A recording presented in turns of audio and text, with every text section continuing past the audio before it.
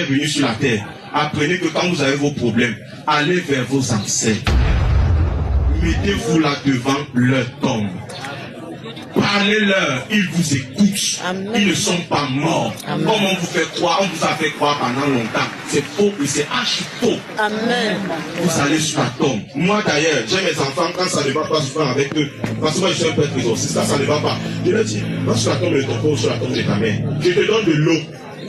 Je te donne du sucre. Moi c'est comme ça que je fais. Je te donne de l'eau, je te donne du sucre. Si tu peux, achète les fleurs. Va déposer sur la tombe. Quand tu arrives avec de l'eau, tu verses de l'eau tout autour de la tombe. Et tu verses du sucre tout autour de la tombe. Question de les nourrir. Ils ont besoin de ça.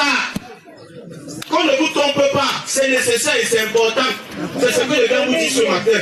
Ne négligez plus ceux qui ont été avec vous pendant longtemps. Vos histoires des églises où on vous dit que ce sont des sorciers, je vais vous poser une question. Ma mère, ta mère quand elle vivait, elle était rassemblée.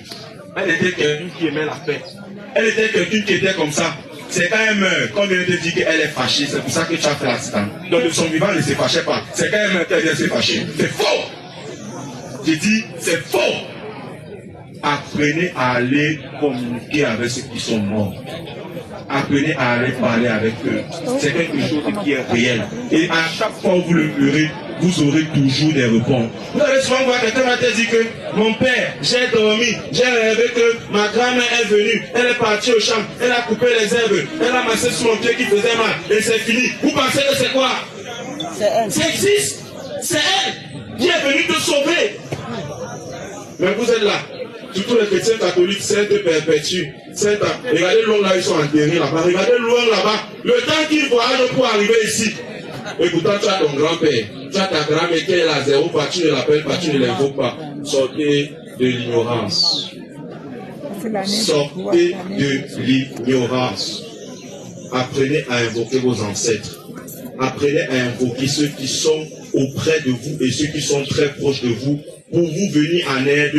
Peu importe la situation. Moi, en tant que prêtre, je ne peux pas passer une semaine sans invoquer mon grand-père et ma grand-mère qui ne sont plus là. Et mes arrière-grands-parents dont on m'a parlé et que j'ai jugé qu'ils ont passé, qu'ils ont eu une bonne vie. Mais maintenant aussi, n'invoquez pas les gens que vous savez qu'ils étaient méchants. C'est ça l'inconvénient. Vous invoquez ceux que vous savez qu'ils étaient méchants. Vous dites qu'ils n'avaient pas une bonne vie. C'est que vous n'aurez que la méchanceté en retour. Il faut invoquer ceux que vous savez qu'ils ont eu un bon vécu de leur vivant.